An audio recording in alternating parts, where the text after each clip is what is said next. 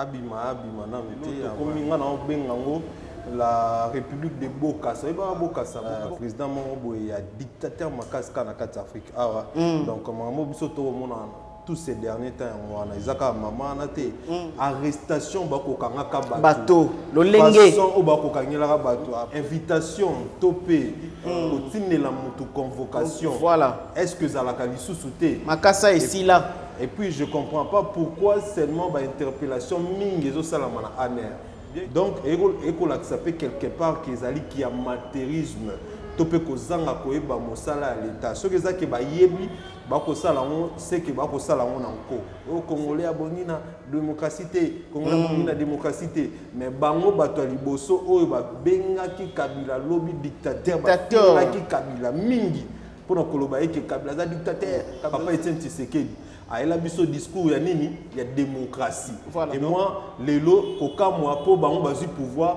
ba comme koluka ko instaurer les sous dictature justement parce que ba la posa ou mais la pouvoir mais andoto baba po ça la matin en 2023 ba okende mal ba okende kitoko sans problème pour ba na bilan pe mandat représenter. Ça fait très mal. Comment est-ce que vous avez maman Mokolo Bongo baloba à plusieurs reprises que Kabila Rwandais ba sale mo nzembo zongisaye na Rwanda voilà o isa faux parce que so tuni bango ela so preuve o la saye Kabila sa Rwandais bazana ngote mais lelo e komi ngambu parce que balobi on a première dame o azali mwasi ya mokonzi o bango ba o soutenir mais pourquoi deux poids deux mesures c'est mémé pourquoi seulement mémé o ya 69 ans nde boko acharné makasi boye c'est la honte et puis vous faites ça na moment nini na moment où la population déjà baillé bino vomir bino voilà. Parce que sous boye na société et l'autre maman on a tout le monde ba papa lui mabi mini maman on a so zoloba aloba makambo o biso tout vivant et logo on ba sali pas maman Marie il y a le bosso so que za dictature té c'est exact ba yebité que bakanga mutu bongo té alors so ba yebité que bakanga mutu bongo té c'est que c'est grave ce qui est la dictature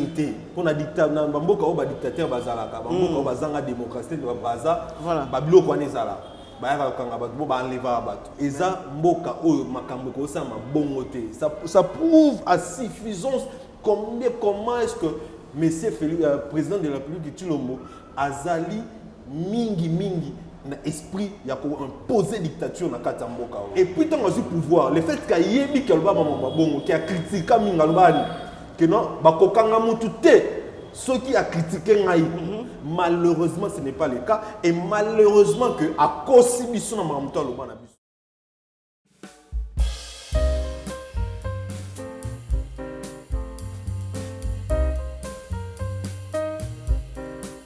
Moi je vais chanter pour Jésus. Fondation Les Bienfaits dédiés, Fête des Disciples TV et Bongisi un grand concert live. Ne touchez pas à Sarah. Un grand rendez-vous ya balongi pe bagumameli. Mokolo ya samedi 13 août 2022 na quartier 7 na terrain Mambenga na commune ya Njili.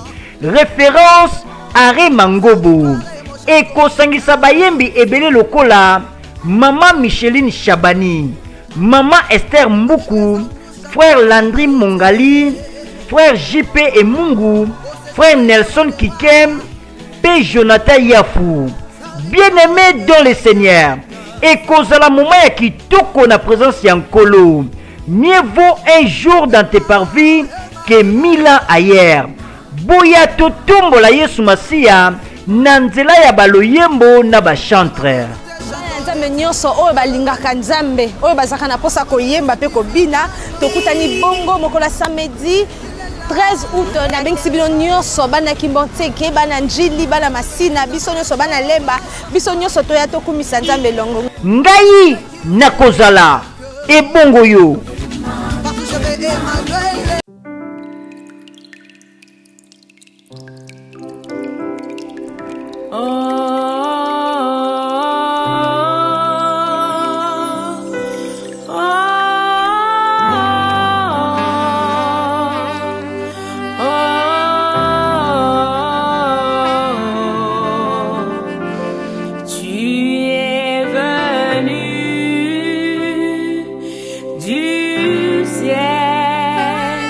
Comme un enfant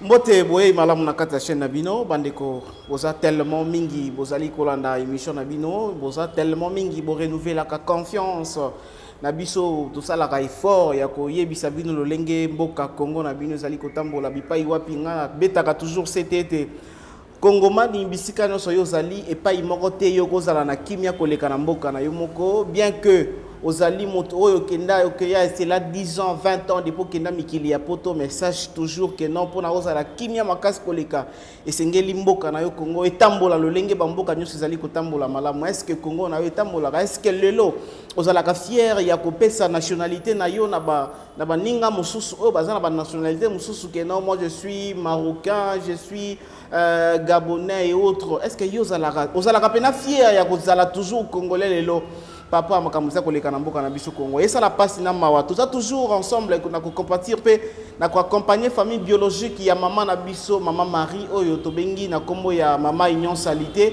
oyo depuis 3e jour yango lelo maman azali koyeba na bisika salité est-ce que bandeko ya aner est-ce que nini moral bomoto babino ezalaka kaka to ezalaka lisusu te ou bien bandeko na biso ya la police bisika oyo maman wana abombani na ba condition nini de 1 abombani na ba condition nini parce que loko oyeba ke non mobali ya maman wana sala kate bazana bane belé na kati ya ndako maman na za la seule personne na famille na bango oyo dimwa bimaka na tongo pa kende koteka poazo ya kolia po afuta ndako ya bato lelo bakangi 3 jours yango yo 3 jours yango depuis wakangi maman wana bisika azali to yebite aza kolia ni azali komela na za ba condition nini et cette maman azali jeune fille te maman azali na plus de 67 ans.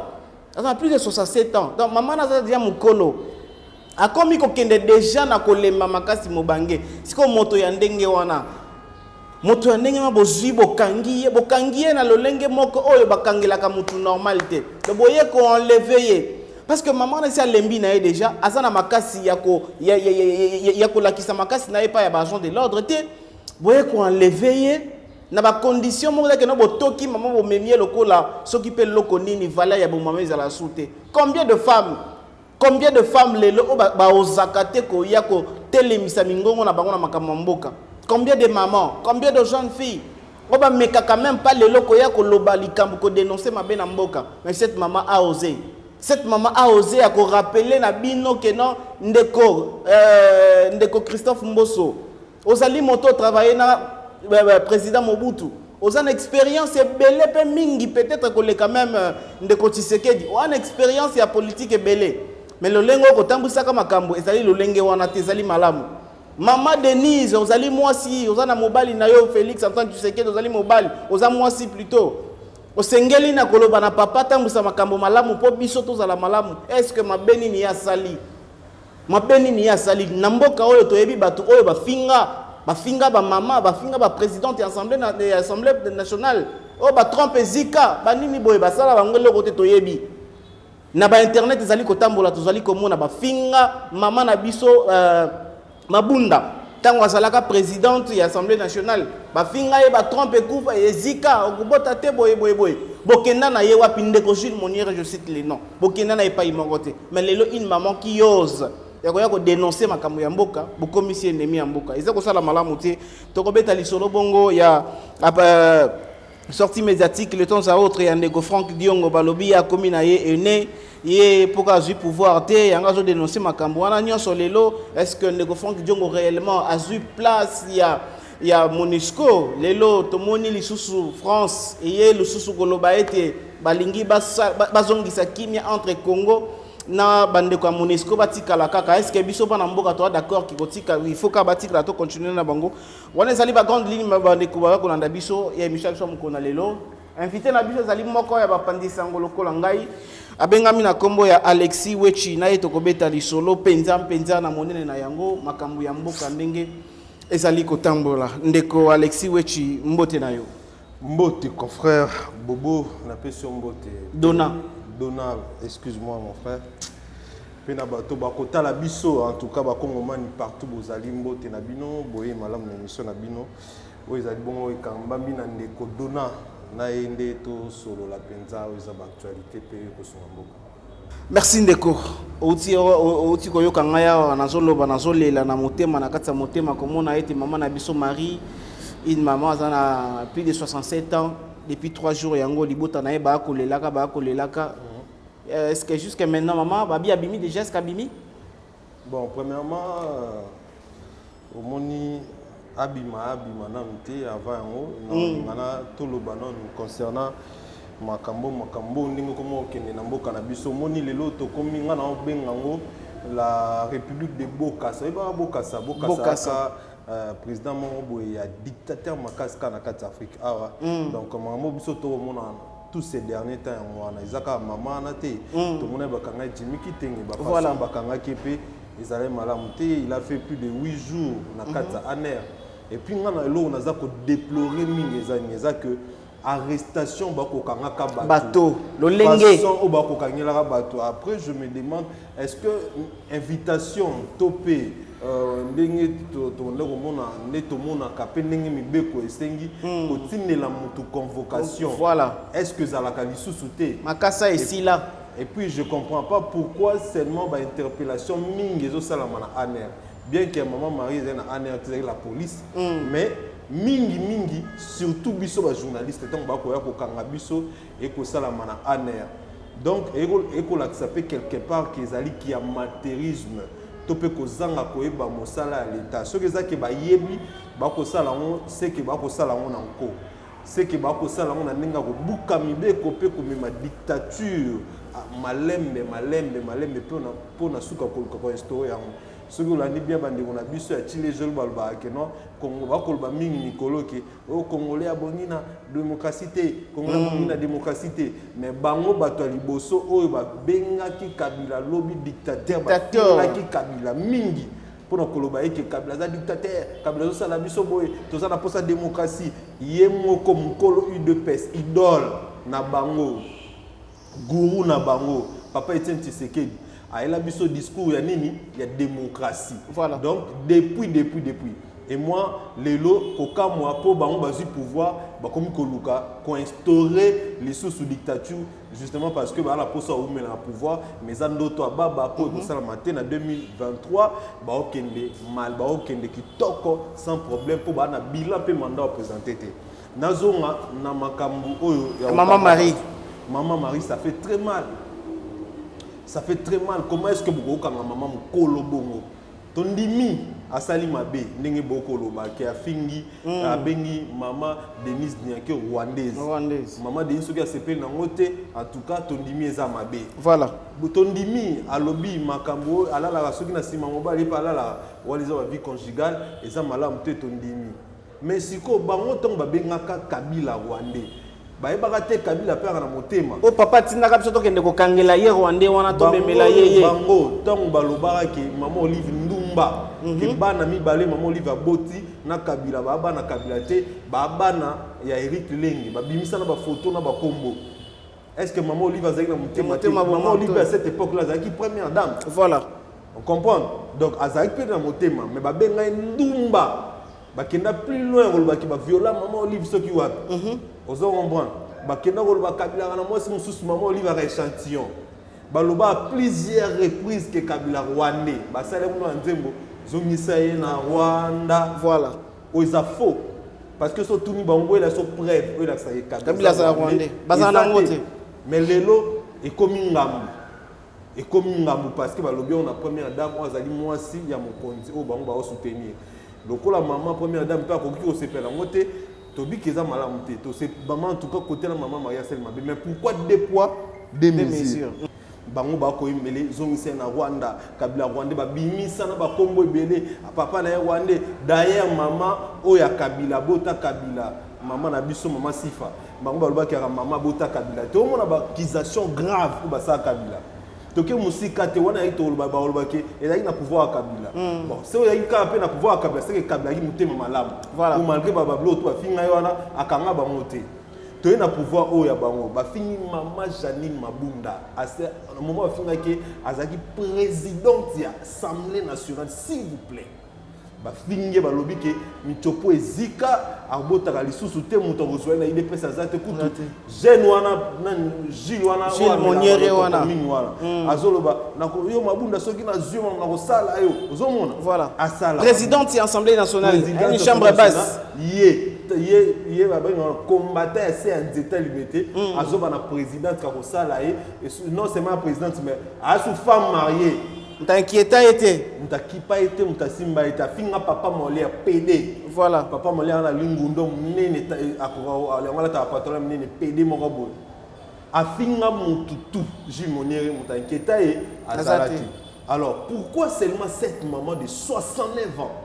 Ce n'est pas une maman, c'est une mémé. Voilà, c'est une mémé. Pourquoi seulement mémé où il y a 69 ans, n'est beaucoup acharné ma cassiboé, bobimiselier manzaka tout ça et puis moi qui sonité directeur à cabinet en Mosso à l'équipe pour relobake cette maman abane ko finga ba autorité pendant 2 ans tout ça mais c'est la honte messieurs. Donc vous êtes là pour nous calculer quand maman il y a 70 ans.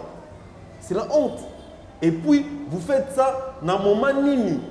Dans un moment où la population déjà baillé bino, vomir bino, voilà. Parce que sous la société, et l'autre, maman, on a tout le monde pour le ma vie. Mais mini sur la ça fait 2 ans que mini maman, on a zoloba, aloba makambo, oh, biso tout au vivre. Yo éviter que ngana yo neto aboué, to souffrir na kata kishasa. Nana bosani yango mon cher. Lipa e mata, fufu e mata, maman la zoloba bien que biso nzungu epelaka susté.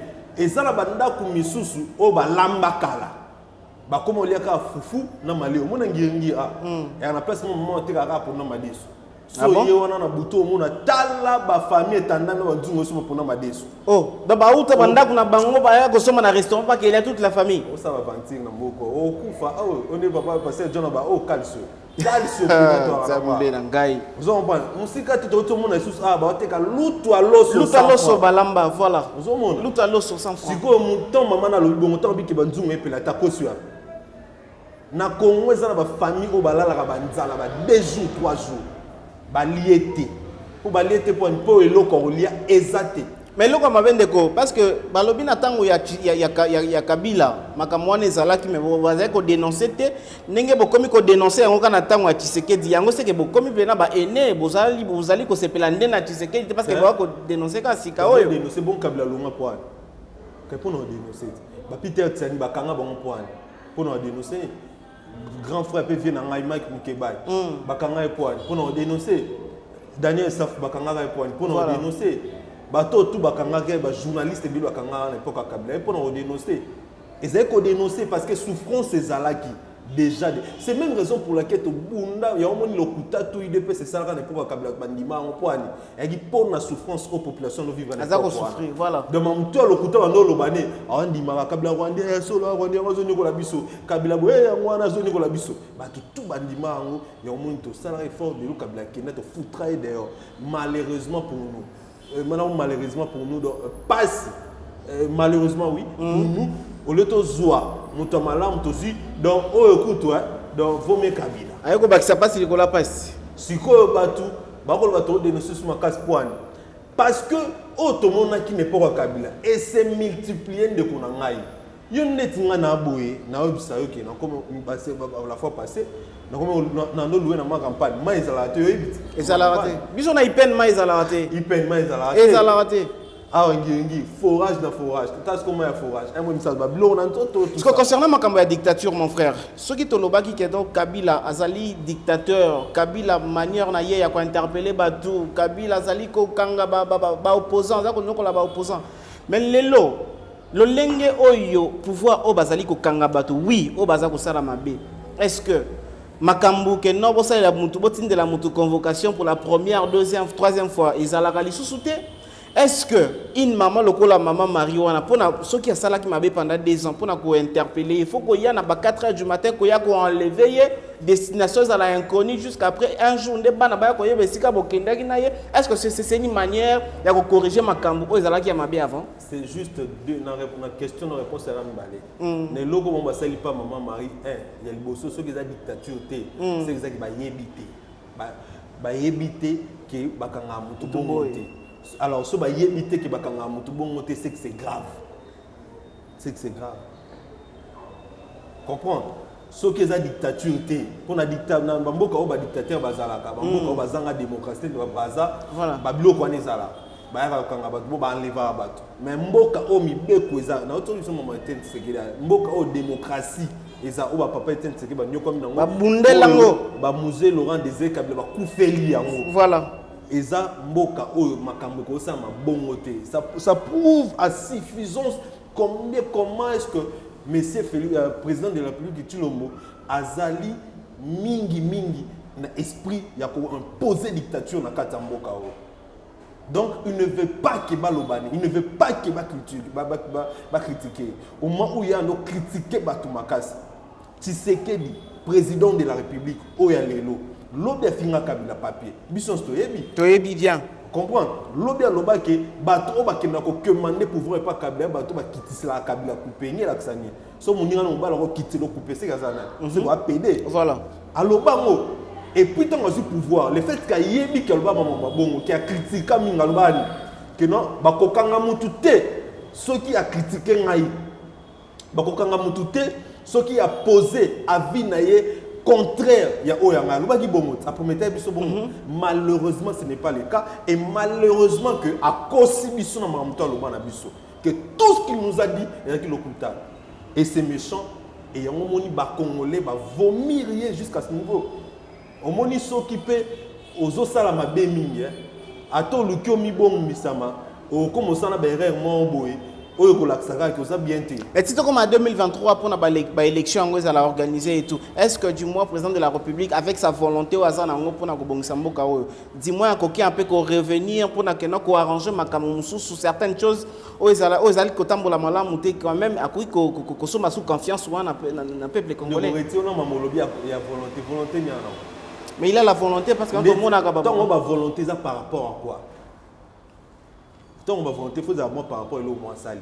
Banda comme président sali l'eau côté. Si vous volonté on les a. Et puis on est l'eau salaté pour assommer confiance. Il y a pas qu'on les a. Ah ça on est l'eau qu'on les a ni. Oh il y a ça la pas assommer confiance. Parce que on t'a laissé 3 ans et demi. Est-ce que vous avez mais président Tshilombo a très quand 3 mois. Vous avez pour l'année prochaine, on des année électorale. Voilà. Année, on prépare l'élection, face à la propagande, et tout. Donc, on travaille pendant malongate. Alors, dans 3 ans et demi, il n'a rien fait. Yozo Zelaye a son sous confiance à Congolais dans 3 mois. Attends, ça nini, on bet un bâton magique ou quoi? Année loko ça la té, année loko somme sous confiance à Congolais. Il a dessus le Congolais, moi j'en fais partie. Parce que ton on a voté été, mais tu vas voter, on a bon tout soutenir. Na depuis quand on a maman no sala, jouissant ce banagi wana, ouais guerre, de au moins na balcon on a pesa na sumuko. Donc à décevoir ba Congolais, à décevoir ba voter qui, à décevoir biso to pesa confiance, à décevoir tout le monde. Il n'a pas la chance pour revenir les sources d'amitié ba Congolais. Ba Congolais va vomir. Donc amata, akita, na 2023 va voter et puis ça méga tricher. Histoire sombre. Parlons Monisco, mon cher. Tomoni Lelo, ambassadeur de France, tête à tête, président de la République samedi passé. Pour nous sur la il y a commettre Kochamba Inavino entre Congo et Monisco. Parce que c'est comme si Kokende ya Monisco ezali vraiment malamute mais est-ce que population azana posa ya kusolo lawana ya président de la République na ba français pour que non Monisco atikala to congolais les lois ko senga que non Monisco fa kendeka parce que Monisco yepa komi ko bomba biso en ligne comme ça. Monisco tolika olinga été parce que depuis Monisco ya et ça là lo amalonga tu comprends. Voilà. Donc Monisco ya et ça ba bêtise nango et ça soi-disant il y a une mission d'observation. Moi je ne sais pas comment est-ce qu'on peut vous payer des milliards pour faire une mission d'observation. Oh le lo ba ko biso. Nyoso na faute ça ba kambi ba ko kamba biso o azalaki na o azali. Monisco boyebi à plusieurs reprises même armée na biso balakisa ba service de sécurité na biso et là comment est-ce que a collaborer un moment na ba rebelle tout ça ba tenir ba armes tout ça. Voilà. Tout ça. Donc Monisco biso to linga kete déjà il faut qu'il ne parce qu'on le ça la mais Monisco quelque part au moment de confondre un lobby qu'il faut azala comme témoin tant de côté de pour la na élection. Et ça appelle les sous fois azala pourquoi Monisco a boya ki boye ya force régionale o eza ya EAC parce que alobaki ke na Ouganda déjà tu as des soldats Ouganda. Bumbo me soda Soudan, bumbo soda Kenya, bumbo soda Rwanda, bumbo comme sango nini. Et koko me belé et ko contrôler bango to ezama passe. Donc basoda Ouganda, basoda armée ougandais c'est ça na Patrick ndeko Patrick Moya c'est aloba yango keno bazala awate. Bazate. Akosi. Wo Patrick Moya pas kosa. Les ministres akosi est-ce que ça va imbo. Akosi. Akosi makasi. Yo éviter ka kosa afa. Patrick Moya akosa biso a dernièrement tant général, gouverneur, il y a non qui va dévoiler pour la première fois. Il y a le Béni, qui a le Kouta, il a gagné le gouverneur, il a collaboration avec l'eau à monter, mais il y a le Monisco lobby. On est lobby. Il y a agressé sur la Rwanda. Il y a un communicateur à Tshisekedi. Il y a un ministre de communication. Il y a un ministre de communication à Congo. Il y a un petit vieux communicateur Tshisekedi jaleloliste ami mo lukuta trop ba politique lukuta on zo ba politique lukuta a susté ba kongo na maturité mo boy oso bo no kosara bango et ça a bien été. Mais c'est apparemment ça doit plutôt comprendre bien pas to revenir dans le sujet Monisco. C'est comme si toutes les personnes au bazali tout autour il y a monsieur le président de la République net nous sous sentir bangoté apparemment. Tezate que to lingi bangoté ba congolais na bantu na ko yina ndeko na bantu. C'était comme si beaucoup c'est la bango makambo. Non ndeni depuis on tuna lobby ayu sanga moko na kosi mon ke ezate normalement ngana bantu na ko yina ndeko na bantu te yo bantu lo na ko yina jamais eza que tozo se pelande te na gérance na bango même Félix Antoine Tshisekedi azande ko na biso to yina po ani toza na haine envers yete to apena problème particulier na yete pas celle biso l'autre et là biso ton on besoin que alongwa parce que tu remarqué qu'il y a incompétent pour gérer te on comprend et on est to senga alongwa le quoi pas mbongo na ekoki na on est kabunda lobaki ba millions ju ekoki akende na ye na moni Antonia un sur la staff un moni na ba yacht un moni na ba jet dans les bruits calamité un na ba dans les bruits okay. Champagne tout ça donc c'est bon ba kende na bango déjà biso ton na posa mboka e bonga. Mais tu peux s'attendre, pour ça Congo est bon, tu peux s'attendre à me décoffrer du Tshisekedi. Azalaka opposant à l'époque, Ayebi Bapa il sait qu'est-ce qu'il est en train de planifier pour que demain après demain tout le monde appelle à merveille comme on peut s'attendre à quelque chose. Il y a assez l'autre au peut s'étendre. Il y a le temps c'est l'argent. C'est de l'argent. Il y a 5 les 25 ans comme 30 ans. 5 les réaliser par le côté 40 ans ou 45 ans.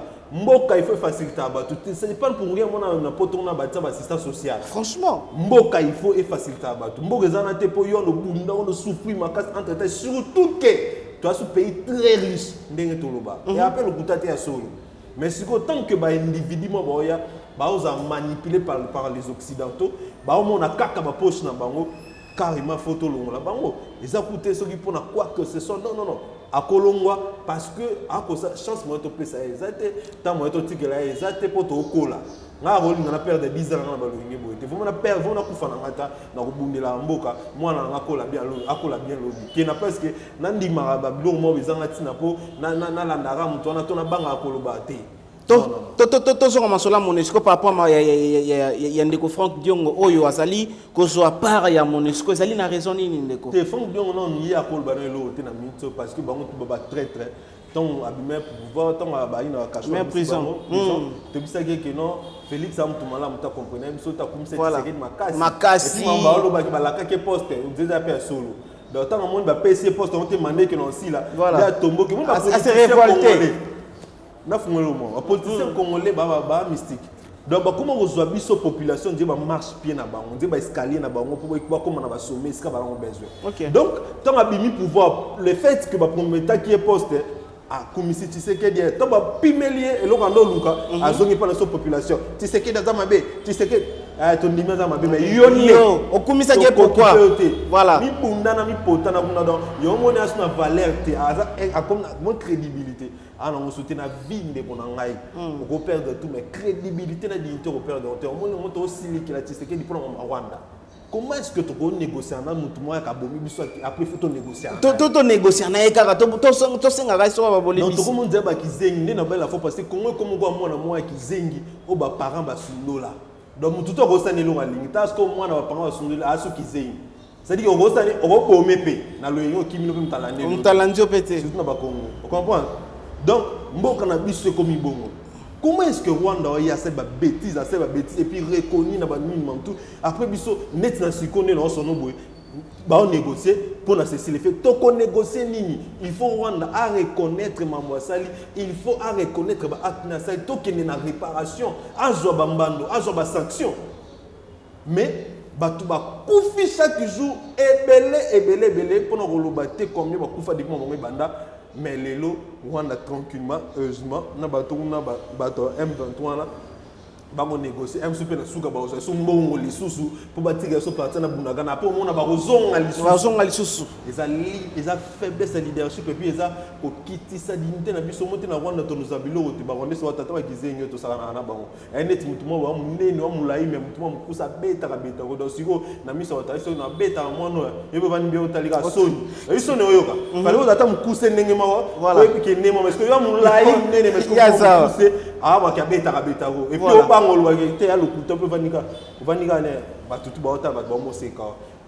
ce qu'on découvre la biso partout à travers le monde. Kota la ndenge to nyoka mato souffrir. Kota la ndenge bat ba kufa na mboka ngo Congo. Mais ça na batu exemple tous exemple il y a Jean-Marc Kabund. Mutu oyo aliaki amela ki nan deko Tshisekedi depuis azwaki pouvoir qui non ba to kabona même pas un.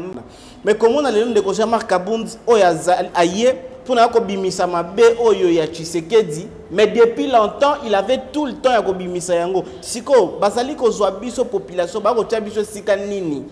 Na bisa que déjà tout à l'heure qui ba ko so marche pe na ba on va escaler pour voir mataba comme escale ba lingi. Mais net moment quand Jean-Marc Kabund on a besoin Nzambe. Pourquoi Nzambe? Parce que Nzambe a sali yango bon pour te comprendre que Tshisekedi c'est mauvais, Mamoto loba to fonda monter. Voilà. Ça qui aye ko confirmer les biso Mamoto lobara. Biso to loba que Tshisekedi a juiceur. Mais batondo boyango, batondo finga biso même batati les genoux. Mais il y a zala na Tshisekedi. Elie Kabund Elie Tshisekedi. Dans ba listé ba photo ba bon comprendre que ba une intimité. Donc nyon so loba da sur preuve à mon preuve à liboso la façon que Tshisekedi a juiceur a que mouvement azoyi ba pe mbonga Congo. Et ça que Yemoko Kabund. Ngano te bi Kabund yaka.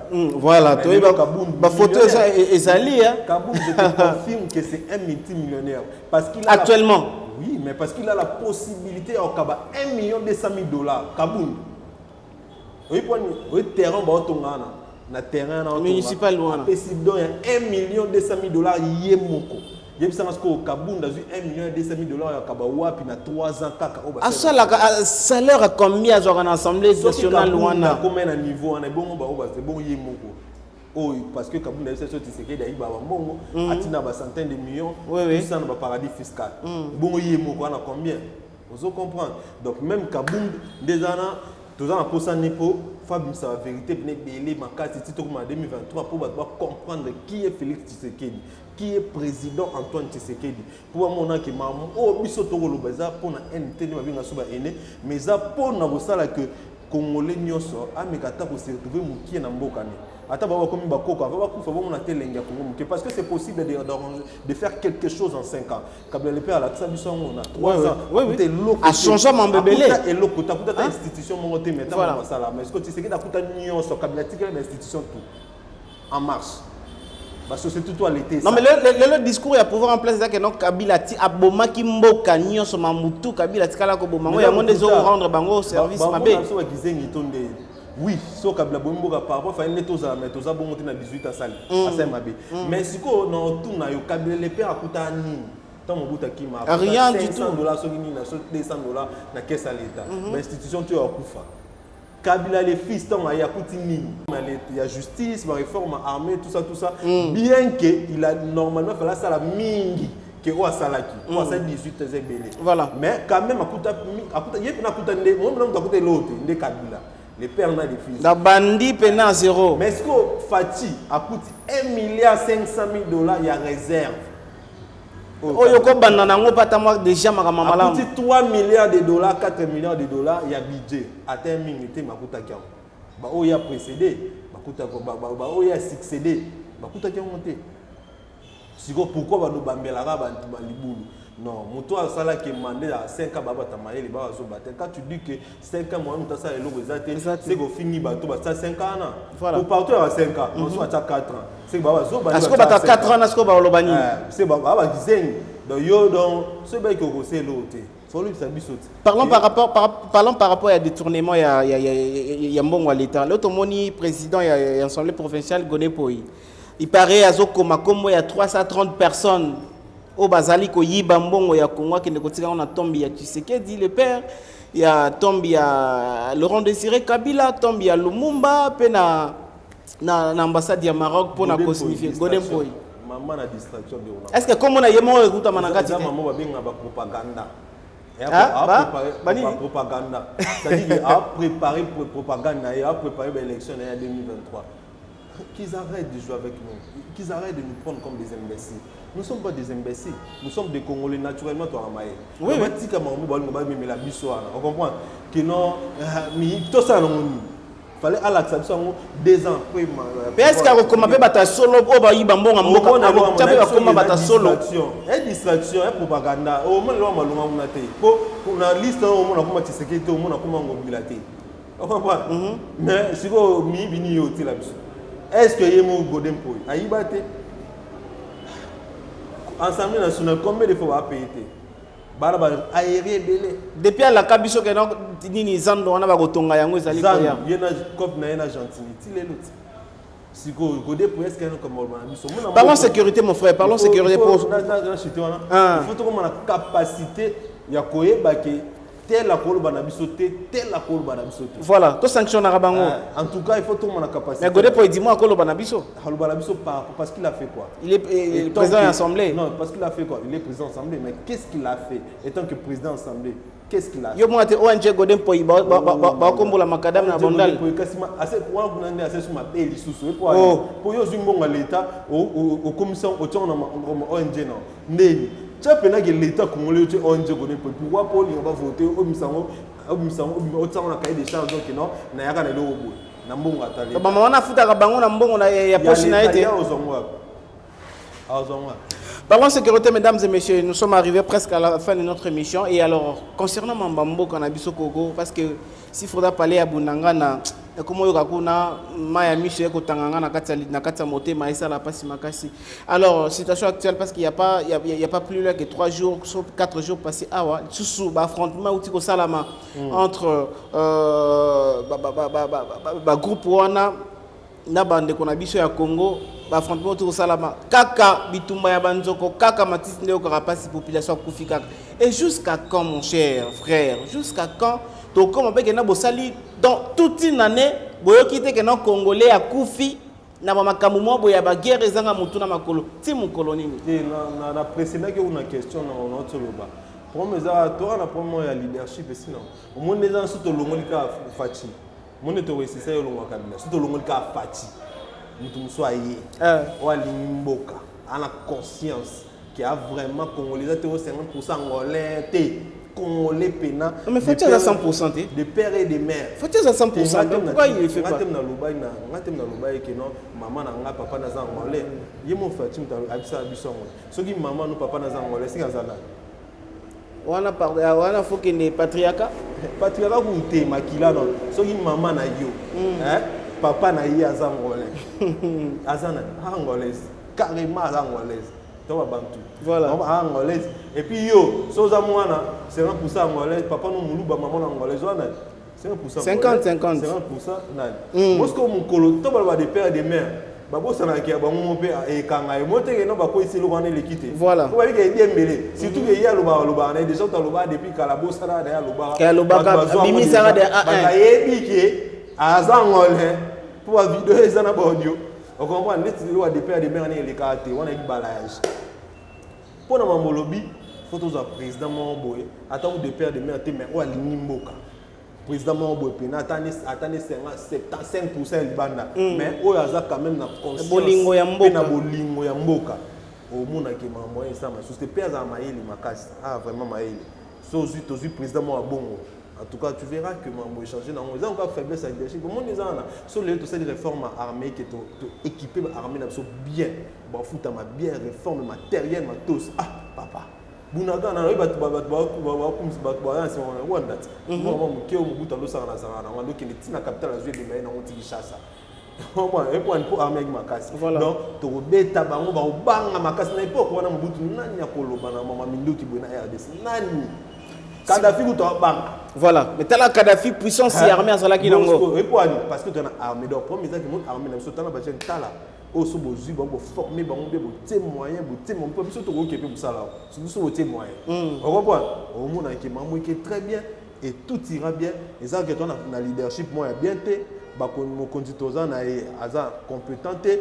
Bato bako kambana e ba compétenté alors comment l'équipe ba nene ba ko gérer comment te moment to souffrir na maman diplomatie. Étant citoyen congolais, proposer juste une idée moi beaucoup poser un président de la République peut-être là il aura proposé maintenant c'est en 2023 en tout cas ali ngane ta ko na histoire sombre ya Congo et ça bien te aza mona ya Etienne Tshisekedi.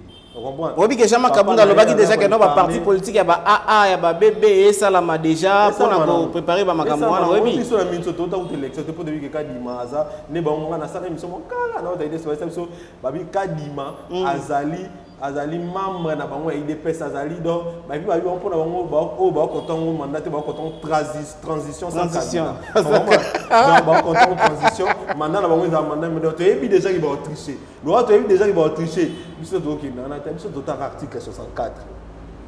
Dans la mise en tika quand les locaux ils ont rassuré biso article 64 ata muneli ndazana abanga la population moi soki ataya ta papa soki population bimundela c'est papa tika vraiment ku febele. Mais est-ce que toi on a courage ya kubima lelo bo to sala mo pa kabla ndeni et bien ba reçu mon kin voilà abi Thérèse Kapanga voilà ça ba tout monde ba congolais. Mesdames et messieurs, nous sommes arrivés à la fin de notre émission. Merci beaucoup, mon cher confrère, pour la disponibilité. Est-ce que vous avez un dernier message? Non, dernier message, Congolais, toujours même dans l'émission, il faut tout se prendre en charge. Ok. Parce que ce qui se prendre en charge, c'est très difficile pour tout le monde sortir à crise. Nami Nele, Nami Kondi, Nabana Mtorosunga Biso Azate, seulement que Biso Moko, Moni Mali, c'est prendre en charge. Voilà. Et Bako s'en sortir. Biso il faut tout se prendre en charge. Total il a ni politicien, il y a opposition, il y a pouvoir. Là-bas, Biso tout se prendre en charge de Biso Moko tout bima na crise. Sinon, comment on disparaître, on se trouve à Kaboul, comment on est amené au Kaboul, on a 30 pays.